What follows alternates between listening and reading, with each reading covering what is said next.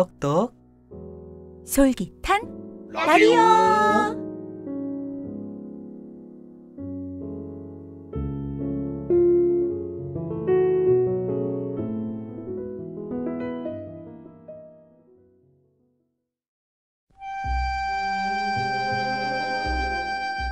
안개, 기형도.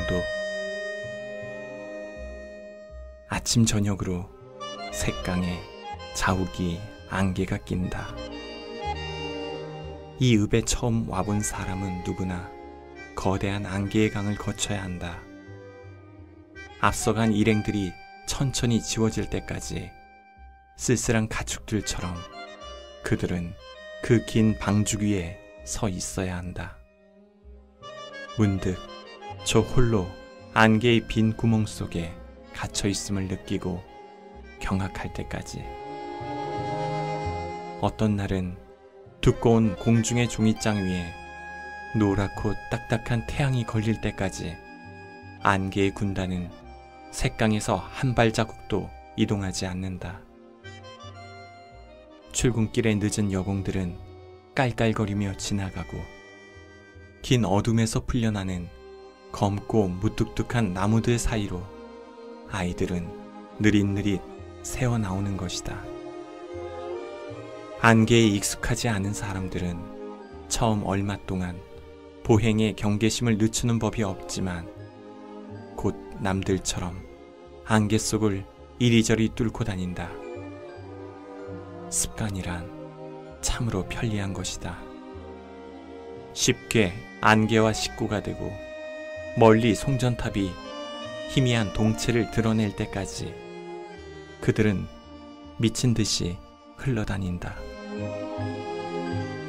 가끔씩 안개가 끼지 않는 날이면 방죽 위로 걸어가는 얼굴들은 모두 낯설다.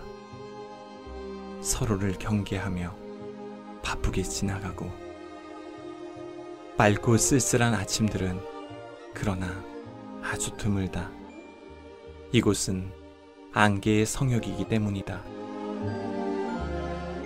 날이 어두워지면 안개는 색강 위에 한 겹씩 그의 빠른 옷을 벗어놓는다. 순식간에 공기는 희고 딱딱한 액체로 가득 찬다. 그 속으로 식물들, 공장들이 빨려 들어가고 서너 걸음 앞선 한 사내의 반쪽이 안개에 잘린다. 몇 가지 사소한 사건도 있었다. 한밤중에 여직공 하나가 겁탈당했다. 기숙사와 가까운 곳이었으나 그녀의 입이 막히자 그것으로 끝이었다. 지난 겨울엔 방죽 위에서 취객 하나가 얼어 죽었다. 바로 곁을 지난 3류차는 그것이 쓰레기 더미인 줄 알았다고 했다. 그러나 그것은 개인적인 불행일 뿐 안개의 탓은 아니다. 안개가 걷히고 정오 가까이 공장의 검은 굴뚝들은 일제히 하늘을 향해 젖은 총신을 겨눈다.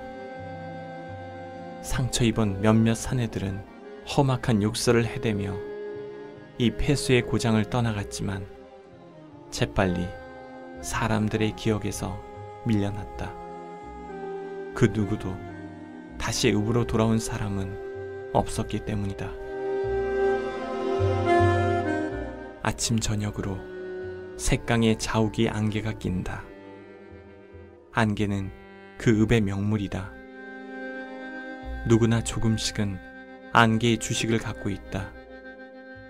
여공들의 얼굴은 희고 아름다우며 아이들은 무럭무럭 자라 모두들 공장으로 간다.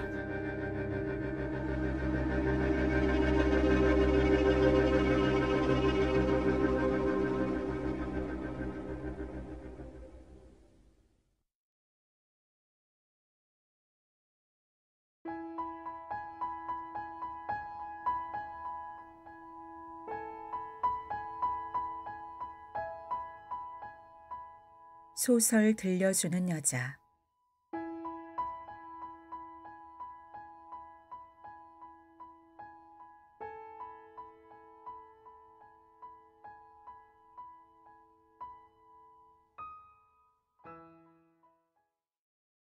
브람스를 좋아하세요? 프랑스와즈 4강 5장 이번 일은 정말이지 기분 좋은 깜짝 쇼였다. 로제는 나이트 테이블 쪽으로 몸을 돌려 담배를 찾았다. 그의 옆에 있던 젊은 여자가 조그맣게 웃음을 터뜨렸다. 남자들은 그 일이 끝나면 늘 담배를 피우네. 그것은 그리 독창적인 고찰이라고는 할 수 없지 않은가. 로제가 여자에게 담뱃갑을 내밀었지만 여자는 고개를 저었다. 매지, 한 가지 질문을 해도 될까? 오늘 밤 무슨 생각으로 이런 거지? 우리가 알게 된 지는 2달밖에 안 되었고 당신은 그 셰럴이라는 사람과 헤어지지 않았잖아. 셰럴 씨는 내 직업상 필요한 사람인걸. 난 좀 즐기고 싶었어. 이해하지? 로제는 이 여자가 함께 자고 나면 자동적으로 반말을 쓰는 그런 부류라는 것을 알 수 있었다. 그는 웃기 시작했다. 어째서 하필 나지? 그 칵테일 파티에는 아주 멋지고 젊은 애들도 있었잖아. 젊은 애들은 계속 이야기만 해대는걸. 그런데 당신은 적어도 이걸 좋아하는 것 같았어. 장담하는데 그런 사람은 점점 더 찾기가 어렵거든. 여자들은 그걸 느낄 수 있다고. 당신은 여자를 정복하는데 서투르다고 말할 생각 마. 너무 앞서가지 마. 그가 웃으며 말했다. 그녀는 무척 예뻤다. 그녀의 좁은 머릿속은 삶에 대한, 남자들과 여자들에 대한 온갖 시시한 생각들로 가득 차 있으리라.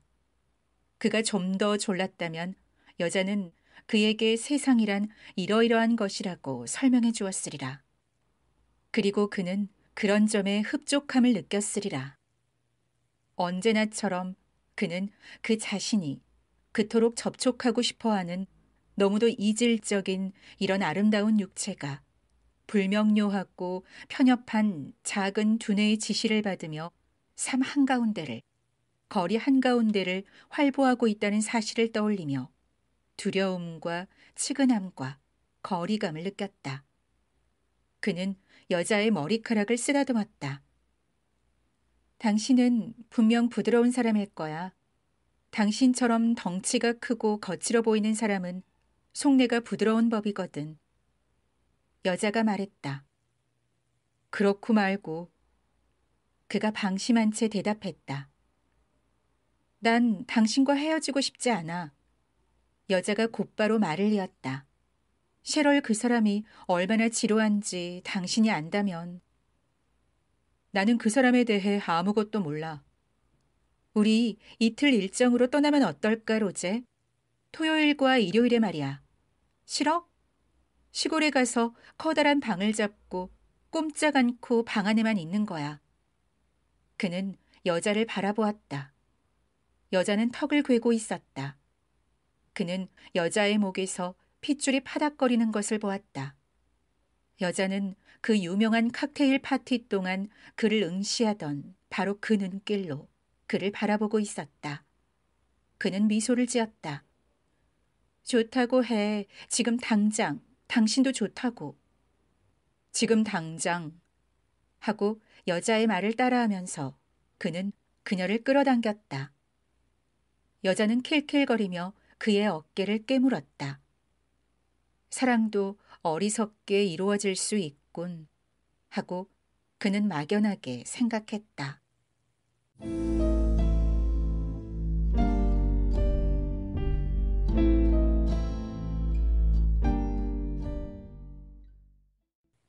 그거 참 유감이네. 어쨌든 일 잘해. 속도 너무 내지 말고. 사랑해. 폴이 말했다. 그녀는 전화를 끊었다. 이제 그녀에게 주말은 없었다.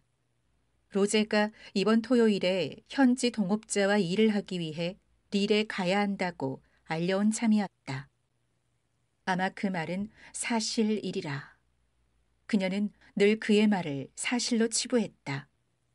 대개는 두 사람이 함께 가곤 했던 여관과 여기저기에 피워져 있던 난로와 조명 냄새가 살짝 풍기는 방이 갑자기 머릿속에 떠올랐다. 그녀는 이번 이틀 동안 할 수 있었을 일들을 상상해 보았다. 로제와의 산책, 로제와의 대화, 저녁, 그리고 통째로 놓여있는 시간.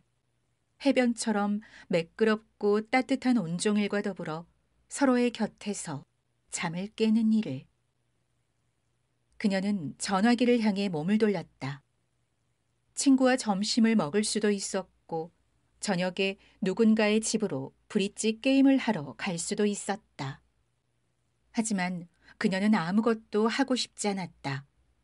동시에 이틀 동안 혼자 있어야 한다는 것이 두려웠다. 그녀는 애인 없는 여자로서 보내야 하는 일요일이 몹시 싫었다. 가능한 한 늦은 시각까지 침대에서 책을 읽고 사람들로 붐비는 영화관에 가고 아마도 누군가와 함께 칵테일 파티에 참석하거나 저녁 식사를 하고 나서 마침내 집으로 돌아와 그 흐트러진 침대를 아침 이후 정지에 있었던 듯한 그 느낌을 맞닥뜨려야 했다. 로제는 내일 전화하겠다고 했다. 그의 목소리는 부드러웠다. 그녀는 그의 전화를 기다렸다가 그를 만나러 나가리라. 어쨌든 그녀에겐 정돈해야 할 일, 어머니가 늘 권해온 전형적인 할 일이 있었다. 여자로서의 삶에 수반되는 그런 수많은 자질구레한 일들이 그녀는 막연히 혐오스럽게 여겨졌다. 시간이란 마치 길들여야 할 한 마리 나태한 짐승 같지 않은가. 하지만 그녀는 자신이 그런 일에 취미가 없다는 것이 거의 안타깝게 여겨질 지경이었다. 실제로 자신의 삶을 공격하는 일을 멈추고 경솔하긴 하지만 오래 사귄 친구라도 되는 듯이 방어해야 하는 때가 있는지도 몰랐다. 벌써 그런 시기에 이른 것일까. 그러자 그녀는 뒤에서 커다란 한숨 소리가 벌써 하고 한 목소리로 크게 외치는 것이 들려오는 듯 했다. 토요일 2시, 그녀는 반덴베시 부인에게 전화를 걸기로 마음먹었다. 만약 다행히 부인이 도빌에 가 있지 않다면 오후에 함께 일을 할 수 있을 것이다. 그녀의 마음이 끌리는 일은 그것뿐이었다. 마치 가족들을 피해 일요일에 사무실에 나가는 남자 같군 하고 그녀는 생각했다. 반덴베시 부인은 가벼운 복통 증세가 있었고 몹시 따분한 것 같았다. 부인은 그녀의 제안을 두 손 들어 환영했다. 폴은 각종 견본을 챙겨 클랩에 가러 갔다. 반덴베시 부인은 뾰루지 몇 개가 돋은 얼굴로 실내복을 걸친 채 손에 에비앙 생수 한 잔을 들고 있었다. 문득 폴은 저렇게 평범한 얼굴을 지닌 그녀에게서 그렇게 잘생긴 아들이 태어난 걸 보면 시몽의 아버지가 무척이나 잘생긴 사람이었던 모양이라고 생각했다. 아드님은 어떻게 지내시나요? 아시겠지만 저번 날 밤에 아드님을 만났답니다. 폴은 바로 전날 시몬과 점심 식사를 했다는 말은 덧붙이지 않았고 그런 자신에게 스스로도 놀랐다. 부인은 즉각 순교자라도 되는 듯한 표정을 지었다. 내가 어떻게 알겠어요? 그 애는 내게 통 이야기를 하지 않는답니다. 아무 이야기도 하지 않아요. 물론 돈 문제는 빼고요. 게다가 그 애는 술까지 마신답니다. 전에 그의 아버지도 술을 좀 마셨었죠. 아드님이 알코올에 크게 의존하는 것 같지는 않던데요. 폴이 미소를 지어 보였다. 그녀는 시몽의 매끄러운 얼굴과 건강 상태가 좋은 영국인 같은 안색을 떠올렸다. 아드님은 미남이에요. 안 그래요? 반덴베시 부인은 생기를 띠며 앨범 몇 개를 꺼냈다. 앨범에는 시몽의 아기 때 사진과 두 뺨을 덮는 영국식 모자를 쓰고 조랑말을 타고 있는 사진, 중학교 교복 차림에 약간 얼떨떨해 보이는 사진들이 들어있었다. 시몽의 모습을 담은 사진들이 너무도 많았다. 그가 괴팍한 사람이나 남색가가 되지 않은 것이 놀랍군 하고 폴은 속으로 생각했다. 하지만 아이가 부모에게서 멀어질 때가 있는 법이죠. 부인이 어머니로서 서글픈 듯 한숨을 내쉬었다. 다음 순간 부인은 약간 경박한 원래의 모습을 되찾았다. 그리고 아이들은 그런 기회를 그냥 지나치는 법이 없다는 말씀을 드려야겠네요. 당연히 그렇겠죠. 폴이 예의 바르게 대답했다. 이 천을 좀 봐주시겠어요, 부인? 이런 것도 있고. 그냥 테레사라고 불러요. 부인은 폴에게 상냥해져서는 차를 대접하고 질문을 퍼부어댔다. 폴은 로제가 20년 전 부인과 잠자리를 같이 했다는 사실을 떠올리며 그 둔한 얼굴에서 어떤 매력의 흔적이라도 찾아보려 애썼으나 허사였다. 그러면서 폴은 부인과의 대화를 일에 관한 것으로 국한하려 필사적으로 노력했지만 테레사는 막무가내로 주제에서 벗어나 여자들끼리의 속내 이야기로 돌아가곤 했다. 늘 그랬었다. 폴의 얼굴에는 안정되고 자족적인 무언가가 있었고 그것이 상대에게서 요란한 수다를 끌어내곤 했다. 당신은 아마 나보다 나이가 어리겠지만 알 거예요. 라며 반덴베시 부인은 말을 시작했다. 폴은 아마라는 표현에 웃음을 억누를 수가 없었다. 환경이 얼마만큼 사람에게 영향을 끼치는지. 폴의 귀에는 더 이상 부인의 이야기가 들리지 않았다. 그 여자로 인해 떠오른 사람이 있었던 것이다. 폴은 지금 부인의 모습이 전날 시몽이 흉내내던 것과 꼭 닮아 있다는 것을 깨달았다. 수줍은 성격 때문에 가려져 있긴 하지만 시몽에겐 어떤 직관력이나 냉철함이 있는 것이 분명했다. 그가 그녀에게는 뭐라고 했던가. 사랑을 스쳐 지나가게 한 죄, 핑계와 편법과 체념으로 살아온 죄로 당신을 고발합니다. 당신에게 고독형을 선고합니다. 라고 하지 않았던가. 시몽은 실제로 그녀 자신을 염두에 두고 그런 말을 한 것일까? 그녀 자신의 삶에 대해 그가 무엇인가를 눈치챈 것일까? 그래서 의도적으로 그런 말을 한 것일까? 그런 생각이 들자 그녀는 화가 치밀었다. 그녀의 귀에는 옆에서 떠들어대는 소리가 더 이상 들리지 않았다. 그런데 다음 순간 갑자기 다른 사람도 아닌 시몽이 들어오는 바람에 그녀는 깜짝 놀랐다. 시몽은 그녀를 보고 못이 박힌 듯 그 자리에 멈춰 서서는 기쁨을 감추기 위해 얼굴을 살짝 찡그렸다. 그 모습에 그녀는 마음이 움직였다. 제가 때맞춰 왔군요. 두 분을 도와드릴게요.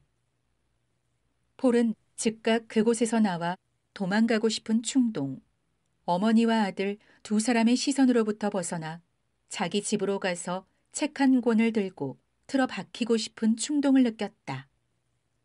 이 시간이면 그녀는 로제와 함께 길 위를 달리고 있어야 했다. 라디오의 스위치를 켰다 껐다 하며 그와 함께 웃음을 터뜨리거나 때때로 그들을 죽음 직전까지 몰고 가는 운전자 특유의 맹목적인 분노에 사로잡혀 엑셀러레이터를 밟아대는 로제 때문에 겁에 질려 있어야 했다. 그녀는 천천히 자리에서 일어났다. 문까지 바래다 드리죠. 시몽이 말했다.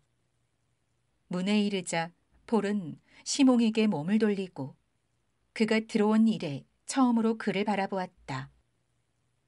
그의 안색이 좋지 않아서 그녀는 그에게 얼굴빛이 나쁘다는 말을 꺼내지 않을 수가 없었다.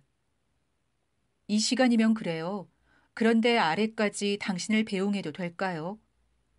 그가 물었다. 그녀는 어깨를 으쓱해 보였다. 그들은 층계를 내려갔다. 시몽은 말 한마디 없이 그녀 뒤를 따라왔다. 맨 아래층에 이르자 그는 걸음을 멈추었다. 그의 발소리가 더 이상 들리지 않자 그녀는 반사적으로 몸을 돌렸다. 그는 난간에 몸을 기대고 있었다. 다시 올라가실래요? 층계의 불이 꺼졌다. 작은 창으로 들어오는 희미한 빛이 커다란 층계를 비추고 있었다. 그녀는 눈으로 전등 스위치를 찾았다. 당신 뒤에 있어요. 시몽이 말했다. 그는 마지막 계단을 내려오더니 그녀를 향해 다가왔다. 그는 나를 덮칠 거야 하고 생각하며 폴은 불안을 느꼈다. 그는 그녀의 머리 왼쪽으로 한쪽 팔을 뻗어 전등을 켜고는 머리 오른쪽으로 다른 쪽 팔을 뻗었다. 그녀는 이제 그의 팔 안에 갇힌 셈이었다. 날 그냥 보내줘요. 그녀가 아주 차분하게 말했다. 그는 대답 없이 몸을 굽히고는 그녀의 어깨에 조심스럽게 고개를 묻었다. 그의 심장이 쿵쿵거리며 뛰는 소리가 들려오자 그녀는 갑자기 당혹감을 느꼈다. 날 보내줘요, 시몽. 이러면 곤란해요. 하지만 그는 움직이지 않았다. 그저 아주 낮은 목소리로 폴, 폴 하고 그녀의 이름을 두어 차례 중얼거렸을 뿐이었다. 그의 목덜미 너머로 정적과 냉기에 쌓인 서글픈 괴단이 그녀의 눈에 들어왔다. 장난꾸러기 시몽, 날 보내줘요. 그녀가 줄곧 낮은 목소리로 말했다. 그가 길을 비켜주자 그녀는 잠시 그에게 미소를 지어 보이고는 걸음을 옮겼다.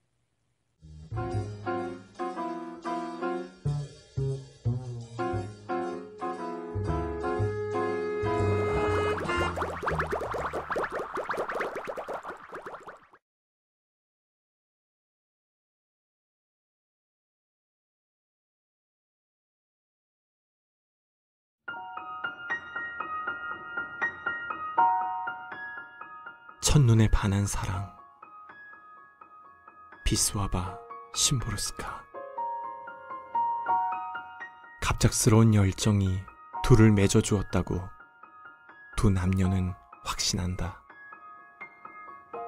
그런 확신은 분명 아름답지만 불신은 더욱더 아름다운 법이다. 예전에 서로를 알지 못했으므로 그들 사이에 아무 일도 없었다고 생각한다. 그러나 오래전에 스쳐 지날 수도 있었던 그때 그 거리나 계단, 복도는 어쩌란 말인가. 그들에게 묻고 싶다. 정말로 기억나지 않느냐고. 언젠가 회전문에서 마주쳤던 순간을, 인파 속에서 주고받던 죄송합니다란 인사를, 수화기 속에서 들려오던 잘못 거셨어요란 목소리를. 그러나 난 이미 그들의 대답을 알고 있다. 아니요, 기억나지 않아요. 이미 오래전부터 우연히 그들과 유희를 벌였다는 사실을 알면 그들은 분명 깜짝 놀랄 것이다. 그들은 스스로가 운명이 될 만큼 완벽하게 준비를 갖추지 못했다. 그렇기에 운명은 다가왔다가 멀어지곤 했다. 길에서 예고 없이 막닥뜨리기도 하면서 낄낄거리고 싶은 걸 간신히 억누르며 옆으로 슬며시 그들을 비껴갔다. 신호도 있었고 표지판도 있었지만 무슨 소용이란 말인가. 제대로 읽지 못했음에야.